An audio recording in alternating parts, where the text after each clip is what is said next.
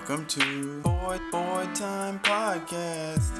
We're gonna get litty time, yeah. Oh, it's your Boy Time Podcast. Coming in with the slam dunk of a theme song. Hi ho ho, it's me, Gaspacho, back at it again with a new episode of the Boy Time Podcast. And as always, still just Babby. Yes, Paul is still gone. Paul is still having medical things, but we will not discuss those details. But for the foreseeable future, Paul will be away from podcast, but yeah, you're just going to have to deal with us. So you're going to miss his clever asides and funny anecdotes, which he often provides for the podcast. True. Yeah. We don't have a lot to talk about. But what we are going to talk about is pretty exciting, in my opinion. We got some gaming news that is unexpected, but fun. We got some show news, which is unexpected, but I am pumped for it. And I, as a lucky duck, got to see Guillermo del Toro's Pinocchio in theaters, and I feel very fortunate that I got the opportunity, because I don't think it's going to very many, because it is a Netflix movie, and Netflix does not like releasing their movies in theaters, even though they're also releasing Knives Out in theaters. Kind of, just for a week in some theaters. But I will be seeing that next Friday. Or not next Friday, but this Friday. So I'll be talking about it next week on the podcast. No spoil boys, obviously.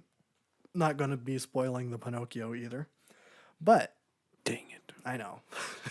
Well, I think we might watch it together, because there's some things that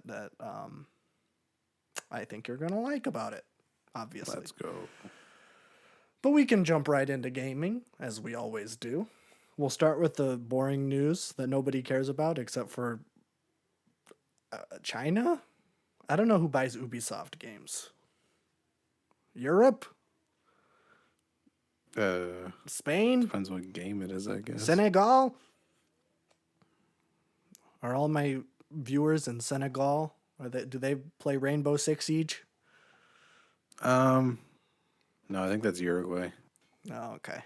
Okay. Sorry to all the Senegalians. That sounds right. Singalinese. Singalinis? That's probably it. But in a brazen act of following trends, Ubisoft is coming back to Steam. For those who are not aware, Ubisoft left Steam, and they said, we're going to start our own store. And then they partnered with Game Pass. Didn't work. Yeah, no, it didn't work. And then they're like, Ubisoft is on Game Pass now. And then that was where Ubisoft games are. I don't know if that's still a thing. I'm assuming it is. I don't know. But starting with Assassin's Creed Valhalla, which is coming to Steam in December, it sounds like that Ubisoft is going to be releasing their games on Steam now also. So I know I'm really excited. I'm really pumped for that Splinter Cell remake. Hooray. Yay. But in way more exciting and frankly came out of left field news, one of my favorite Devolver games, Broforce, is getting a free update in early 2023. Let's go. I don't know what caused this. The game came out in 2015, has not gotten any sizable update since 2016, and now 6 years later, well, 7 in early 2023, we are getting another, it seems like a pretty big update that's going to be coming to this game that I don't think anyone is playing. But I'm all for it. It's a really solid Devolver game that I don't think, I don't know. I don't hear many people talk about it when they talk about like great Devolver games, like Hotline Miami or Enter the Gungeon. I feel like those are the two like must-play Devolver games, but I do rather like Broforce. I think it's a pretty solid action platformer. And there's a lot of movie references, and I like that too. I'm a movie The whole guy. game is like a movie reference. Yeah, it is. Every single character is a reference to an 80s action movie, which you gotta love. So I don't know. I don't think they've said what's going to be in it, but they made a little teaser trailer. And I'm like, oh, okay. That's neat, I guess. I think the company or the developer is Free Lives, I believe. And they made Gorn, which is one of my one of my favorite VR games. It is just completely over the top gladiatorial battling, and it is a whole lot of fun. They also made Genital Jousting. I remember that game. Yeah, there's the 3 games they made: Broforce, Genital Jousting, and Gorn. I've not It's played like Genital Mount Your Jousting. Friends. Yeah, I think that's what it is.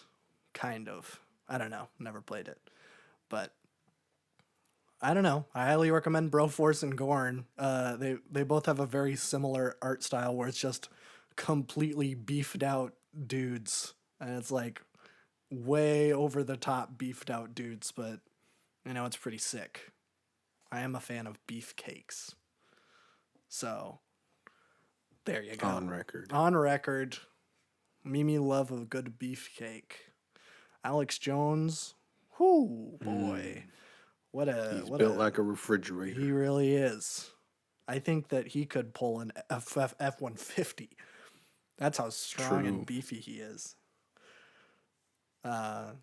Unfortunately, he is very poor now. Good. Which is too bad, if you ask me. That is a joke. Such a shame. That is a joke. I'm on the record. That was a joke, in case you didn't get it. Let's talk about show news. Someone that is completely uncontroversial to completely pivot. Quentin Tarantino has announced his next project. It is an 8-episode limited series. Sounds great to me. Feet. That's what it should be called. We don't know anything about what it's called. He just announced that he's making it. Filming begins in 2023. So it'll probably come out in 2024. Don't know where it's going to be released. Knowing him, it's probably still going to get like a theatrical thing, or at least maybe like the first couple of episodes will probably go to theaters, because he's like the theater guy. Him and Christopher Nolan probably make out to the Nicole Kidman AMC intro thing. It's ingrained into their skull. It really is. Except Tarantino, I've always wanted to see his films in theaters, because he ships them out in like 16 millimeter. Specific theaters do that, which I would love to see. Like, I've heard like people who got to see like The Hateful Eight on 16 millimeter, and they said like just watching it any other way, like it kind of doesn't feel the same, because there's so much texture in film. Even when like, pretty outdated thing, because nobody really sends film cans anymore. But I'm a big fan of that. I'm a big fan of Tarantino. I love his style. I love his writing. I'm very sad to see him go, but if we're getting one more project before film number 10, I am excited. Just keep making stuff. Even if you're not going to make movies anymore, which I think is a damn shame, just keep making limited series, because, those pretty much are just like 8-hour long movies. So, there you go. I'm pumped for that. Keep you posted. Then let's talk about movie news. We don't have a whole lot of news this week. The one little bit of movie news we got is we got the first trailer to Pixar's Elemental. It is a teaser trailer. We did not get very much from it. It seems like it's going to be a rom-com, which I think we may have already gathered from the synopsis. But yeah, I don't know. It was fine.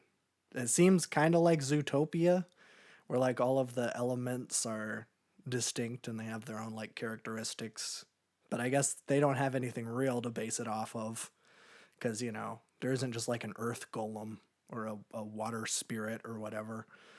Which I guess is kind of like Onward. That whole thing was like all the fantasy creatures are real.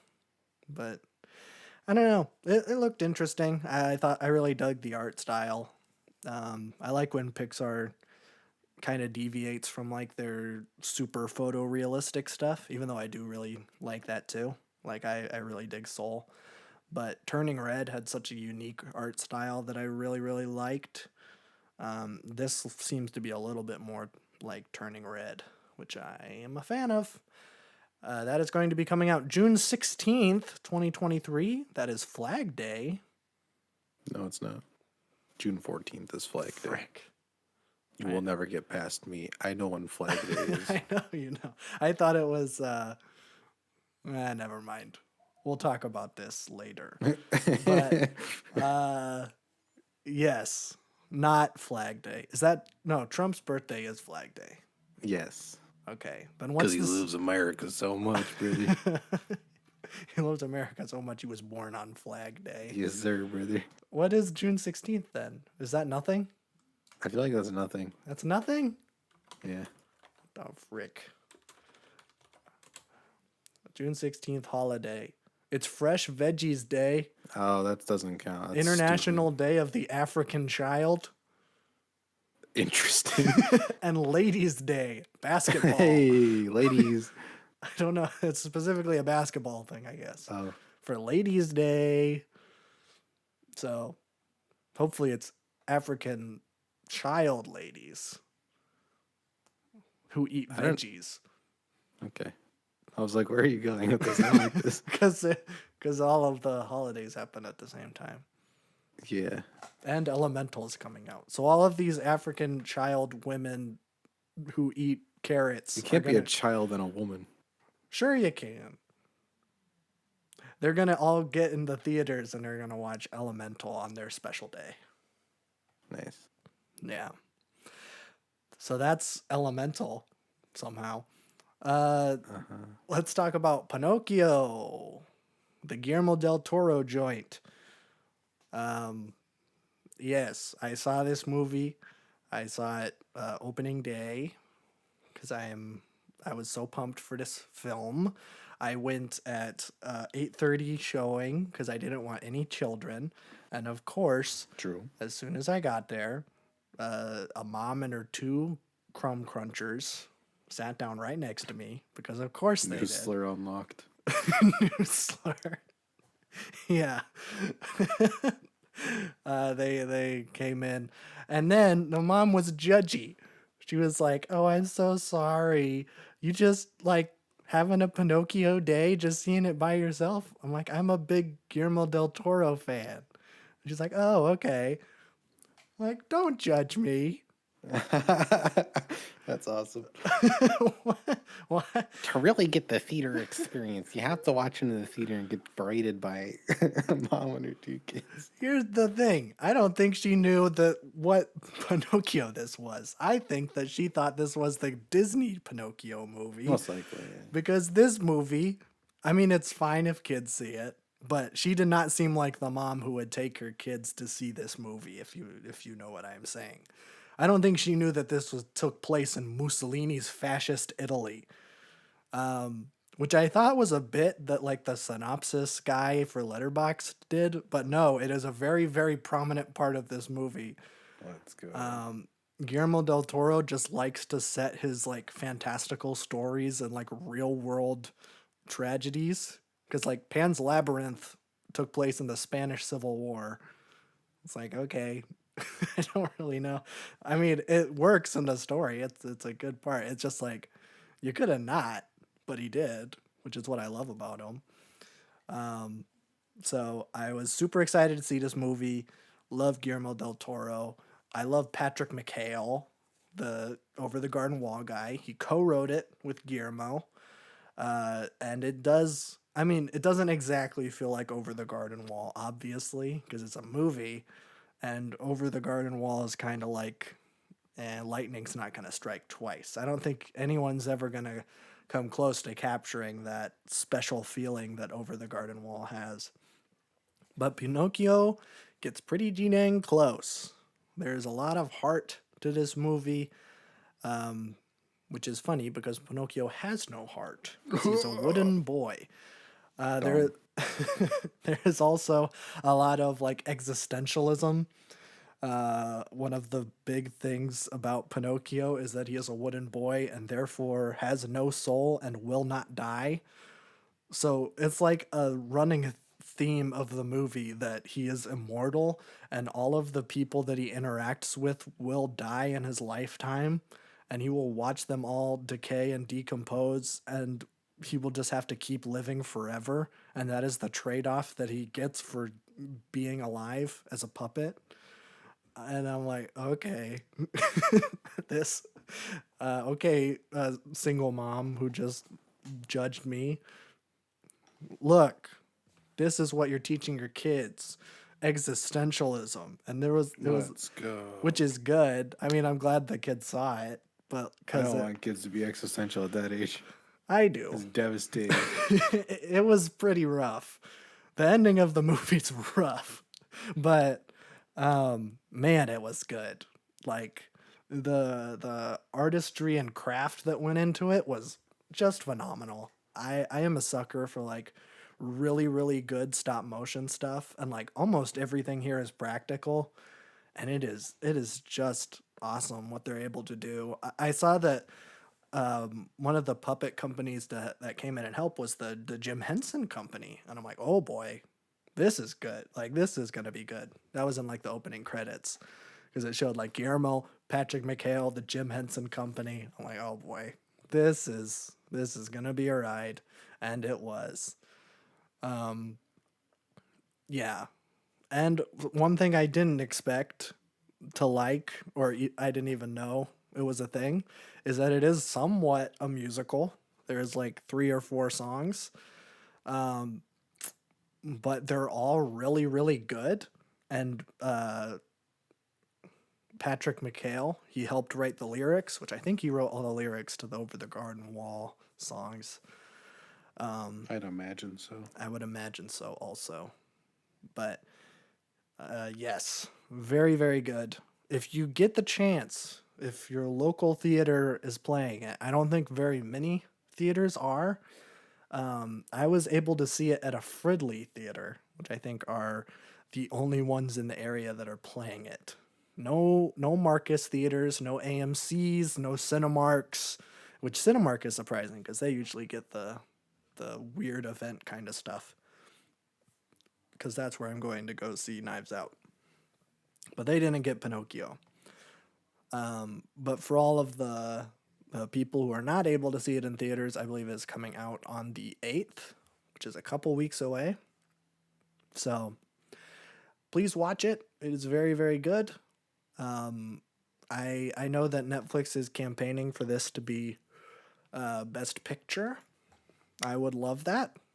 I feel like animated movies are often given the short end of the stick, and everybody's like, "Oh, that's animation. That's for kids." It's like, well, this one, I mean, it's not an adult animated thing, but it's like kind of like a Wall-E or something, where like adults can get just as much out of it as kids can, which I think is the way to do it. Yeah, how it should be.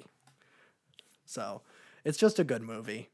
And especially with like the onslaught of these like Disney remakes of all of their old movies, it's so refreshing to see like an old property or an old story get told in a unique way, which is, what you'd want out of a remake.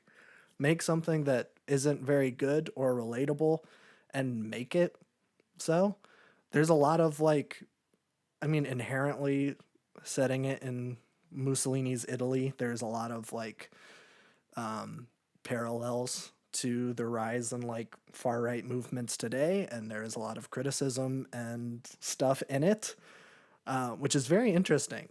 It's an interesting like stance to take in a Pinocchio movie, but I guess if anyone's gonna do it, I guess it's Guillermo. But yes, very good. Go see it. I cannot speak its praise enough. I thought it was phenomenal. So there we go. That's it for my part of the show. We can move on to music. I do have one music thing, but you're probably going to talk about it. Yes, I will, because I'm pretty sure I know what you're referring to this time. Yes. Where do you want to start?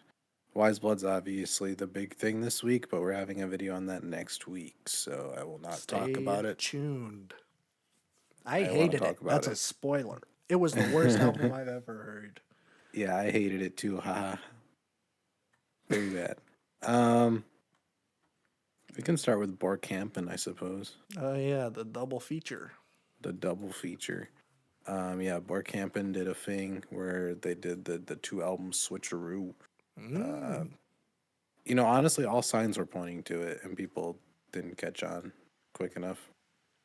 Yeah, it's kind of obvious now that, like, you go through it, because, like, the family is not caps. There's no caps on the songs. All the songs are, like, less than 2 minutes almost. Yeah. Like, how are you going to make, like, a record of, like, 6 or 7 people on it like that? Yeah. Yeah, we should have known. But yeah, they dropped the family on Thursday and then TM on Friday. The family is all Kevin Abstract. It's basically a solo record. There are some Brockhampton members that pop in every once in a while. But then TM is the actual Brockhampton record, the secret one. The secret one. And this is their last record. This is their last record on record. Yeah. But yeah, I think they had 2 albums left on their RCA contract, so they had to make 2. And they didn't feel like making 2. And Kevin's like, okay, I'll make one, I guess. yeah. I will say I like the family better than TM. I don't know if that's a hot take or not. This feels like a Life of Pablo Kanye type album where it is very scattered. There's a lot of different things going on. But I do actually think this works really well. Kevin Abstract has a lot to talk about here because obviously his super group boy band is done. So he kind of takes a whole bunch of different angles on that. So it was really interesting to hear about like why they're done, like what they're doing next, everything else, and just reflecting on the entire situation, which was actually pretty interesting. As someone who's like listened to most Brockhampton things, it's kind of cool to like see behind the curtain. I don't know if I've ever been like a huge fan of any of the albums.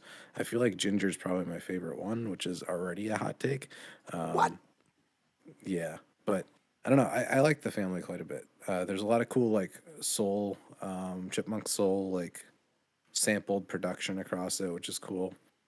Kevin has a very good range. He's definitely taking a lot of Kanye influence here, but I think it works well for him. I feel like he's gonna definitely be fine after this, since he is the member with like the biggest solo career already. Yeah. But yeah, even with it just like this little 35-minute of material that they needed to provide to get out of a contract, I feel like this is a pretty decent record. And I would not have been mad if there was no second album to this, because I feel like this closed up everything, besides having the other members on it, obviously. TM has a couple of bangers. I feel like there's like some really, really hard hitting tracks. There's also some weird like disco inspired songs that are kind of cool, like Man on the Moon and I think it was Crucify Me. Those have like some kind of like a disco element to them that are really cool. But FMG and New Shoes are just bangers. I love those too. I don't have much to say about this record. It doesn't really.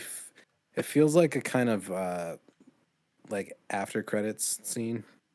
There's nothing too special about it. It just seems like a nice compilation of tracks that didn't make it to other albums. I didn't feel like a cohesive anything out of it. It just felt like they were trying some new things and just kind of got it done.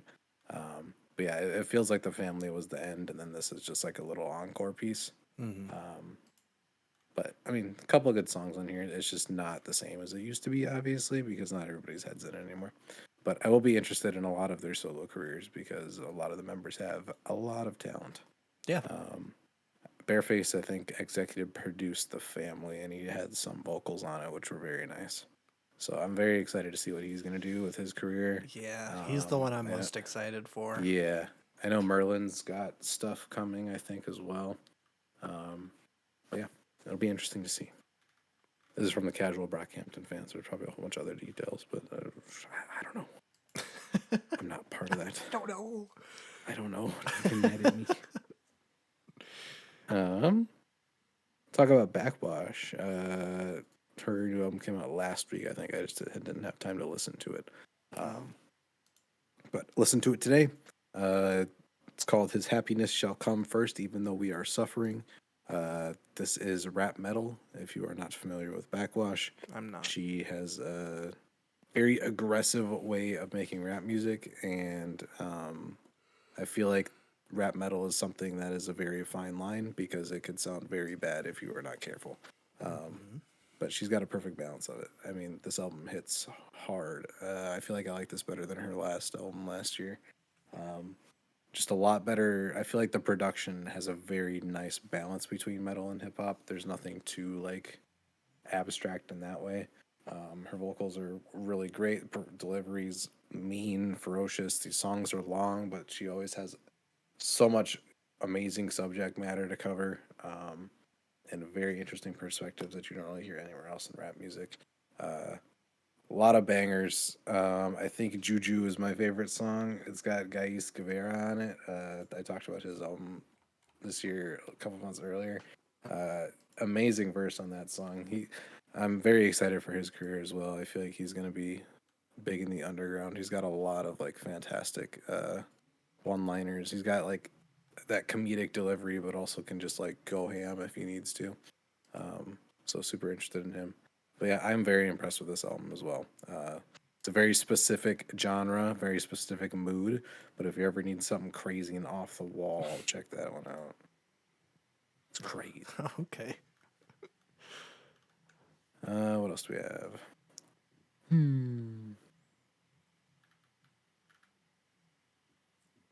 I feel like there was more. What I about did Roddy listen to it. Rich? I was Roddy. Oh yeah, Roddy Rich dropped. I definitely did not listen to that. Why Sorry, not? he's fallen off so hard. I don't know what happened. He just like lost all personality. What if this one's really good? I don't think it is. Nobody's talking about it. I feel like people would be saying something. But Nickelback Spotify, released an album this week. is it good? No, I don't know why I asked that. it's awful. Of course it is. Yeah. The cover art alone should tell you how you should feel about that record. The album cover looks like a T-shirt you get at like Walmart in 2010. Yeah. In like the young men's section. Yeah, it looks like a modern Smash Mouth album cover. It really does. Yeah. That's not a So, good thing. Good job, Nickelback. You'll get there eventually. I don't know about that. But Never. Maybe. I did listen to a Chelsea Wolfe album this week. Whoa.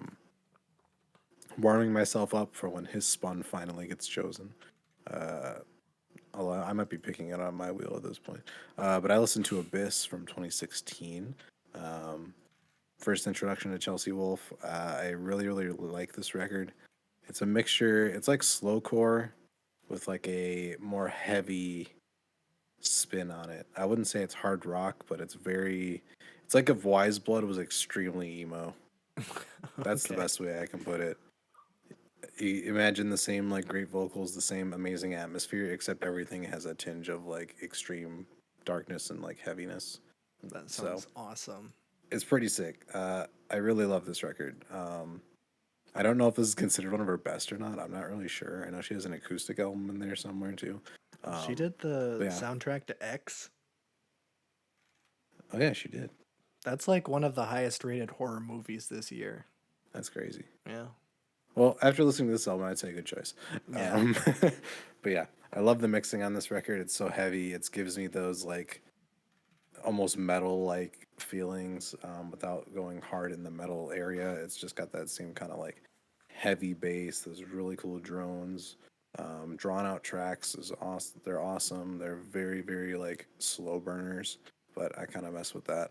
So yeah, this is a very good record. I'm excited for his spun when that comes up, which I don't know when, but It's on the fan wheel. yeah, Which... I'll probably put it on my wheel eventually too. Once we're Okay, done. I was gonna say, I'm like, you know what the odds are on Yeah, getting that on the fan yeah, wheel. I have a better chance putting it on my wheel and getting it. So Yeah, that's just probably a the couple play. years away. Yeah. Well, I think that's it for new stuff that I listened to. I don't think there was anything else this week that came out that I was like wanting to listen to. So I actually did all my homework for once. I feel like I've been slacking. wow. But in terms of new albums, SZA is releasing her second album, SOS, in December. Apparently, allegedly, Not allegedly. possibly. I feel like this was in the I videos you posted. I'm never counting her out. I need to see it on Spotify. Is she before I'm like like, Frank okay. Ocean now? No, it's just she never releases anything. So Oh, sure, it was on TikTok for like 3 months before it came out. yeah. So I don't know. I I don't. can't trust TDE right now. Well, true. That is true. But I feel like this time it's got to be true, right? Because she did the trailer I think for so. it, and then Yeah. at the end there was the Morse code SOS, and then Yes. that is the record name. Yeah, I think it's real this time. Yeah. I'm not too worried. Yeah. Yeah, obviously excited for that. We'll probably do a video for that. Shirt's fantastic. I love Shirt, and it's by Rodney. I don't know. Yes, exactly. That's a I don't know callback. if Good Days is going to be on this record or not. I would not be mad if it was. I feel like Good Days is really fantastic as well. I haven't heard that one. Maybe I should. It's so good. It's like one of the best SZA songs. Okay, I'll listen to it then. Jeez. Jeez. What else? What else? Oh, the new Swans album, The Beggar, has been confirmed for June 2023. So a little bit longer of a wait than people were expecting, but I like having a solid release date for it. Yeah.